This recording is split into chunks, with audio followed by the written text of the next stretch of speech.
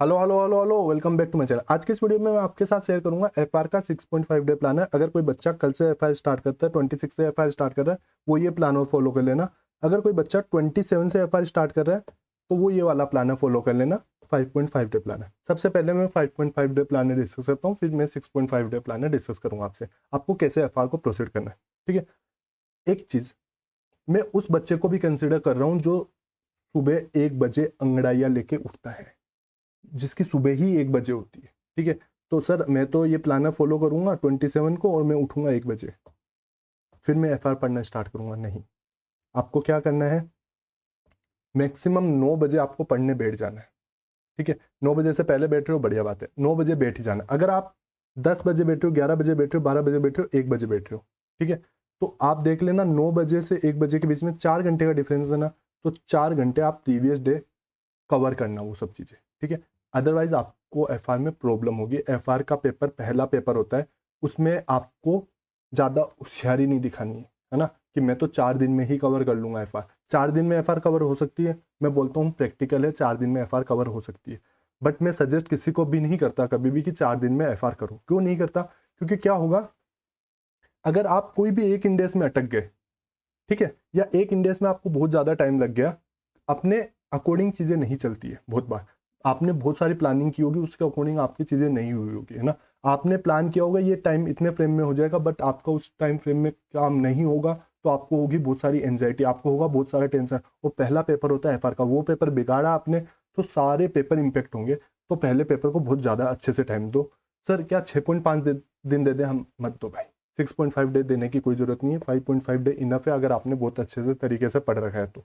अगर आपको लगता है कि सर हमारा एफआर नहीं अच्छे से तैयार है, हमने बहुत अच्छे से रिवीजन नहीं किया है, तो आप 6.5 डे प्लानर फॉलो करो, अदरवाइज 5.5 डे प्लानर इनफ है। ठीक है, प्लानर का थोड़ा ओवरव्यू दे देता हूँ आपको। इधर मैंने लेजेंड्स डाले, लेजेंड्स में मैंने कलर डाले। सर ये कलर स्पेसिफिक कलर डालने का कोई रीज़न है क्या? हाँ रीज़न है।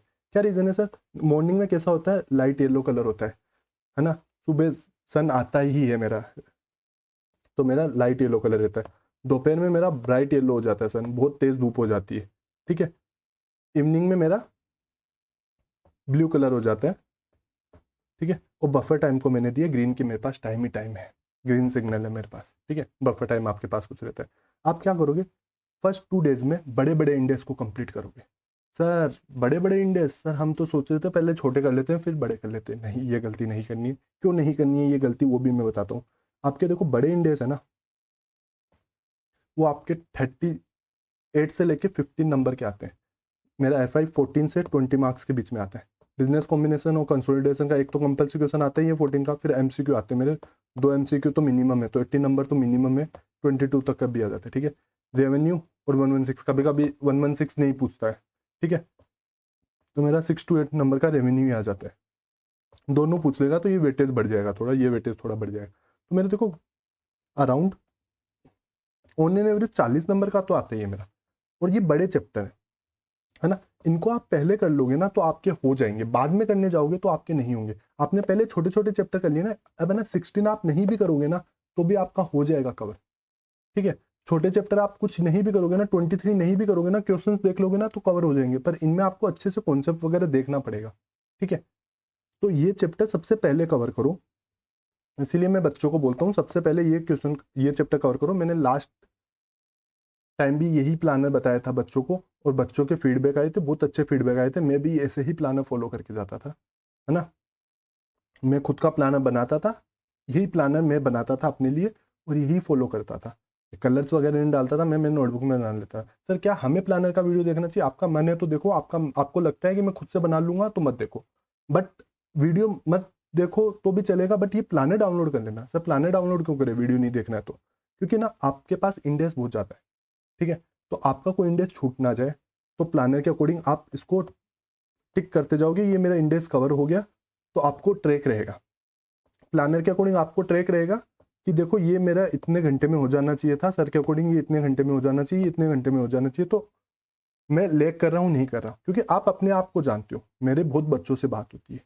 ठीक है, तो मैंने अकॉर्डिंगली ही टाइम डिवाइड किया है, बहुत अच्छे से आपके लिए प्लानर बनाया कि कौन से टाइम फ्रेम में हो जाएगा। अगर आपको टाइम ज़्यादा लग रहा है ना, तो वो आपको टाइम ज़्यादा लग रहा है, पर ऑन एन एवरेज है ना इन इंडेक्स के लिए इतना ही टाइम लगना चाहिए, जैसे 16 है, 38 है, 40 है, ठीक है। ये मेरे 3 से लेके 4 घंटे के अंदर अंदर हो जाएंगे। अगर आपको 8 घंटे लग रहे हैं ना, तो आपके ये इंडेक्स वीक है, मे भी आपके कोई और इंडेक्स अच्छे होंगे, तो आप उधर टाइम को कवर कर लेना।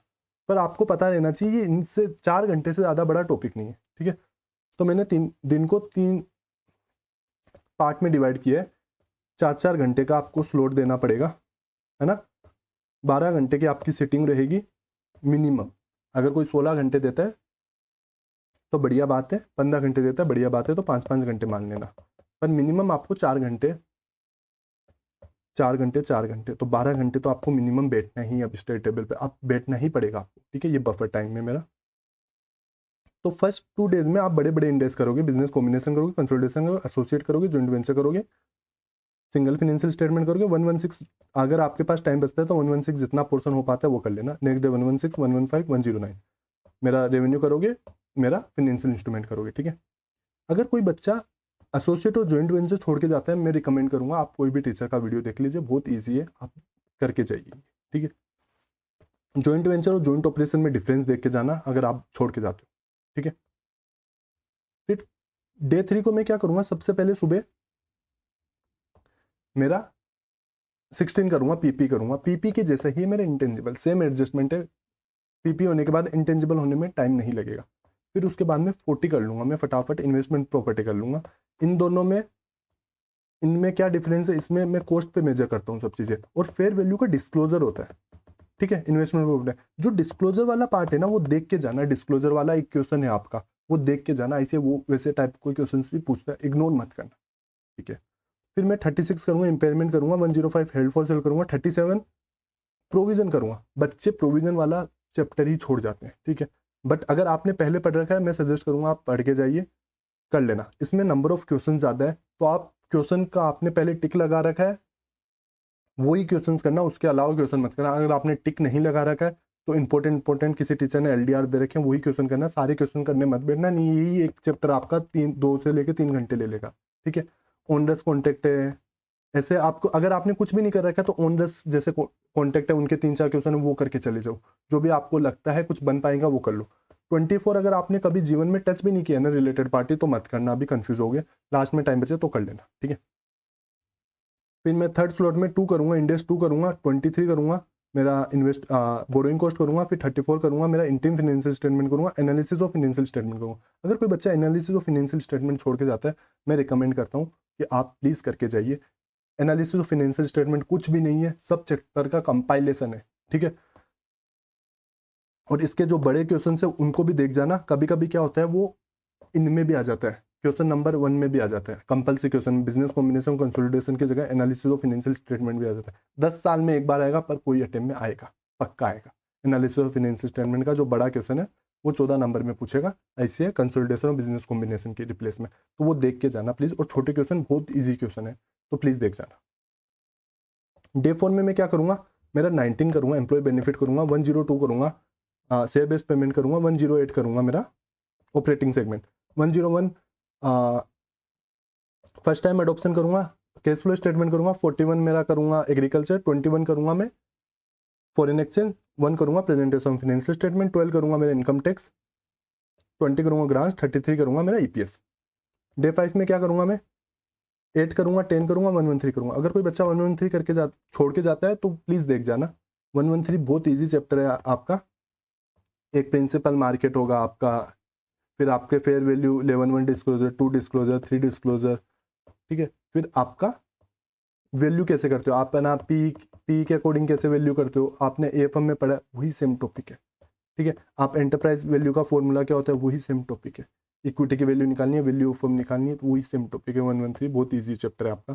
इंट्रोडक्शन टू एएस करके इंडेस करके जाना, रोड मैप टू इंडेस नाम से आपके में चैप्टर हो गया, इंट्रोडक्शन टू इंडेस होगा, देख लेना, ठीक है। कि मेरे 2 फेजेस में इंडेस आए, है ना, इंडियन कंपनीज पे क्या लगेगा, एनबीएफसीज पे क्या लगेगा, ठीक है। वो पढ़ के जाना, उसके क्वेश्चन देख लेना, ठीक है। नेटवर्थ की कैलकुलेशन कैसे होती है उसका एक क्वेश्चन होगा प्रैक्टिकल, वो देख जाना, ठीक है। कॉन्सेप्चुअल फ्रेमवर्क करके जाना, एस और इंडेस में डिफरेंस देख के जाना, ठीक है। अकाउंटिंग टेक्नोलॉजी एथिकल ड्यूटी आप इधर करोगे।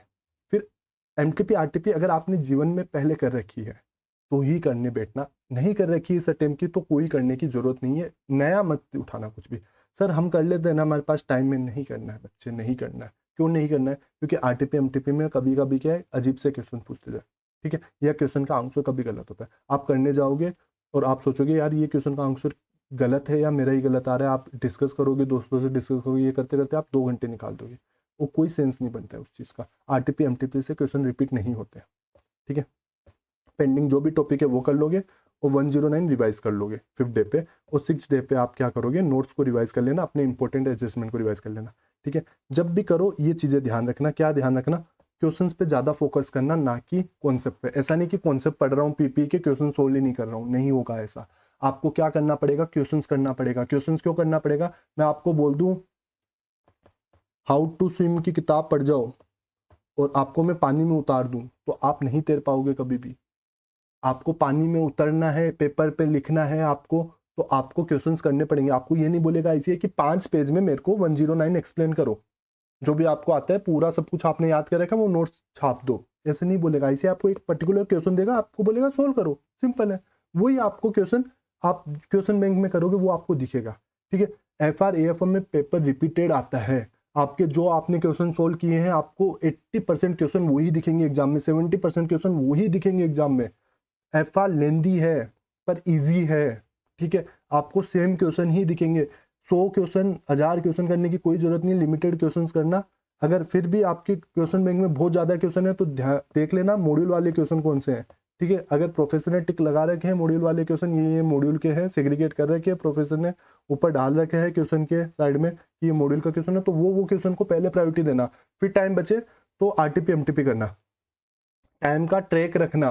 कैसे ट्रैक रखूंगा? अगर मेरे को पता है कि ये टाइम पीरियड में करना है तो करना ही है। अगर मेरा इधर से डाइवर्ट हो रहा है तो मेरे को पता रहना चाहिए कि मैं इधर, मेरे को 4 घंटे की जगह 6 घंटे लग गए, तो मेरे को फिर इधर टाइम बचाना है, फिर इधर टाइम बचाना है ताकि मेरा डे एंड पे ये कवर हो जाए। देखो मैंने इतना, आपको लगेगा सर आपने तो बहुत ज़्यादा लिख दिया, बहुत ज़्यादा करा है ना मैंने, तब भी आपके पास टाइम कुछ नहीं बच रहा है। इधर का इवनिंग का ही टाइम बच रहा है, ये 4 घंटे ही बच रहे हैं और ये वाला टाइम बच रहा है। ये वाले टाइम में भी अगर आप ये सोच रहे हो कि मैं कुछ करूंगा नहीं, फिर तो फंस ही जाओगे आप। सेकंड ऑफ में को अगर कुछ करने गए, अगर कोई बच्चा है जो 9 बजे उठ के वापस से 9 बजे उठ रहा है, तो फिर उसके पास कितना ही टाइम बचा, 2-3 घंटे का टाइम बचेगा मुश्किल से। तो 2-3 घंटे में तो कुछ नहीं होने वाला है। तो इस वाले दिन तो आपको खाली नोट्स और इंपॉर्टेंट एडजस्टमेंट ही पढ़ने हैं, ठीक है। क्वेश्चन पे ज्यादा फोकस करना है ना, बड़े बड़े चैप्टर्स के नोट्स देख लेना एक बार, पर क्वेश्चंस पे ज्यादा फोकस करते हुए चलना, नोट्स पे कम करना फोकस। क्वेश्चन ज्यादा अच्छे से सोल्व करना, नोट्स को फटाफट गो थ्रू करते जाना और क्वेश्चंस को अच्छे से सोल्व करना और लिमिट करके चलना, है ना। क्वेश्चंस को कि मेरे को लिमिटेड ही क्वेश्चन करने, सारे क्वेश्चन मत करने बैठ जाना पगलों के जैसे। पगलों के जैसे सारे क्वेश्चन करने बैठे अटक जाओगे, एफआर कंप्लीट ही नहीं होगा, ठीक है। आप क्या फुल फ्लेज एफआर नहीं कर रहे हो अभी, फर्स्ट डिवीजन ही आपका एलडीआर है, लास्ट डे रिवीजन है अभी आपका, तो लास्ट डे रिवीजन वाले ही क्वेश्चंस करना।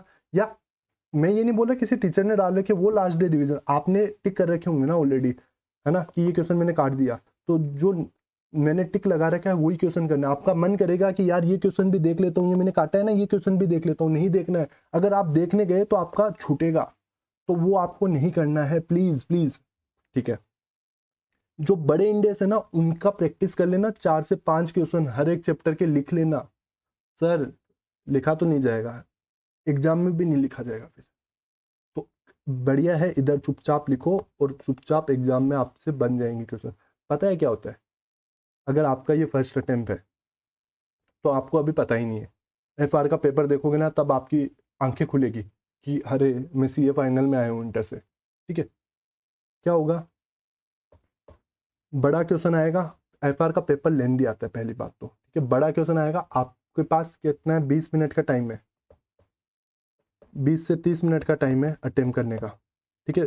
14 नंबर के 14 मार्क्स का क्वेश्चन अटेम्प्ट करने का आपके पास है 20 से 30 मिनट का टाइम। अगर आपको फॉर्मेट याद नहीं रहेगा, आपको पता नहीं रहेगा मेरे को क्या कैलकुलेशन करनी है, कैसे कैलकुलेशन करनी है, तो आपका अटेम्प्ट ही नहीं होगा।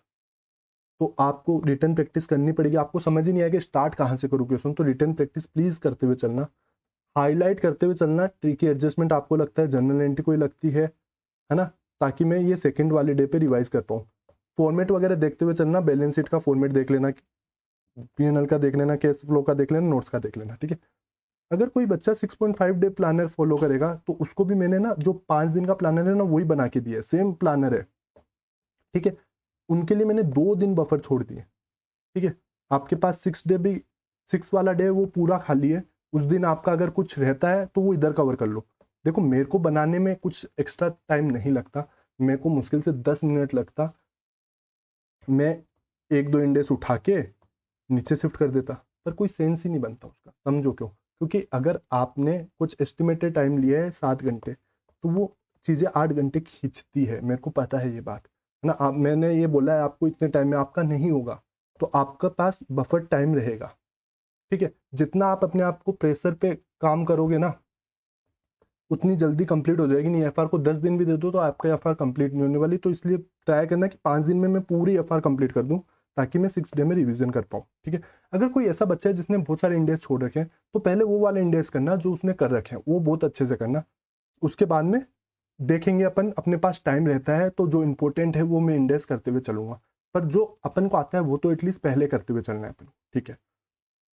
फॉर्मेट वगैरह ये सब चीज़ें देखते हुए चलना, आरटीपी एमटीपी बिल्कुल ही नहीं देखनी है आपको, ठीक है। ये मैंने आपको चीज़ बता दी है। All the very best. Present वगैरह क्या करना है, कैसे करना है, सब चीज़ें मैं वीडियो लेके आ जाऊँगा, पर पहले ये वाली चीज़ है जो मेरे को आपको बतानी जरूरी है, आपको कैसे फॉलो करनी है चीज़ें। प्लानर को लो, डाउनलोड कर लो, अपने टेबल पे लगाओ, और जब भी इंडेक्स करो तो काटते जाना चीज़ों को, ठीक है, ताकि आपका ट्रैक रहे, है ना। आपको पता रहे सर हमारे पास प्रिंटर नहीं है, अभी हम प्रिंट करने जाएंगे बहुत टाइम लगेगा, कोई प्रॉब्लम नहीं है। प्लानर को लो, स्क्रीनशॉट लो, वॉलपेपर लगा लो, और ध्यान रखना चीज़ों को काटते हुए चलना। मैंने सब चीज़ें इंक्लूड करी है, ठीक है। सारे इंडेक्स इंक्लूड करें तो आप काटते हुए चलना, आपके पास ट्रैक रहेगा एटलीस्ट कि मेरे को इतने टाइम में, ये सब स्टैंडर्ड टाइम है सब, ये 4 घंटे में हो जाता है, ये भी 4 घंटे में हो जाता है, ये भी 4 घंटे में हो जाता है, ये भी चार, ये भी चार, ये भी चार। कोई बच्चा बहुत ज़्यादा एफिशिएंट होता है, उसका 3 घंटे में भी हो सकता है, कोई प्रॉब्लम नहीं है, जल्दी जल्दी कर लो। फिर लास्ट डे में आपको वापस रिवीजन मिल जाएगा, टाइम मिल जाएगा रिवीजन का, तो रिवीजन कर लेना, ठीक है। All the very best. बहुत अच्छे से अपनी पढ़ाई करते रहिए, कंटिन्यू करते रहिए पढ़ाई। ये प्लानर आपको टेलीग्राम चैनल मेरा ज्वाइन कर लो, डिस्क्रिप्शन में लिंक है, वहाँ आपको ये प्लानर मिल जाएगा, वहाँ से आप प्लानर को ले लीजिए। चैनल पे आप नए हो तो चैनल को आप सब्सक्राइब कर लीजिए, बहुत अमेजिंग कंटेंट आपके लिए आने वाला है। आपकी सीए फाइनल की जिम्मेदारी मेरी है, एफआर एएफएम ऑडिट सबके लिए बहुत अच्छा कंटेंट आने वाला है। चैनल को सब्सक्राइब करके रख लीजिए। Thank you so much for watching, bye.